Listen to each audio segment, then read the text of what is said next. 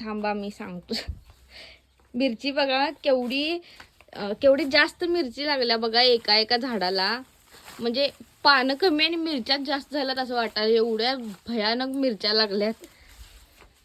आणि फक्त आई थांप्या तोडून आणल्या सगळ्या मिरच्याच्या झाडाचं. झाड नाही आहे ना हे, झाड नाही, नुसतं थापच आणलोय. आता भरणी करायचंय त्याला. आणि आता परवा नाही म्हटलं तर 10 पोती निघाल्यात. आता आणि एवढं बला लागल्यात. आता काय तोडायचं काय टाकायचं असं व्हायला लागले. ऊस पुढं चाललंय. ठेवा म्हटलं तर सगळी शेंड मोठ्यात मग ऊसाची. पिकायला द्यायची लागेल, ठेवची लागेल नाही. पिकूपर्यंत म्हणजे ऊस मोठा येतोय, मग भरणी करायला येत नाही. अरे अरे, म्हणून सगळं तोडून आणायला लागलं. हा, म्हणून तोडून आणायला लागलं सगळं प्युअर. हे आता काय केलं, शेतात तोडून टाकलाय सगळं सरीतनी तोडून टाकलं, झाड उपसून टाकलाय.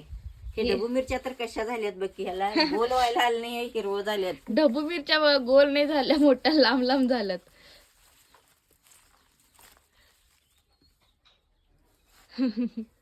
अशा लागल्यात ही ढबू मिरची.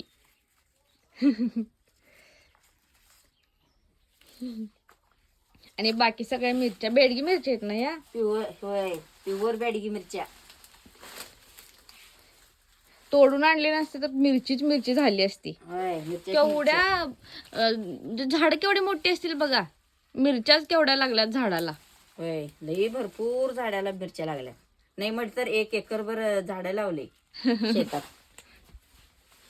आता कच्चीच 10 पोती तोडलं आणि परत सगळं हाय ते उसातनी सगळं मोडून घातलं.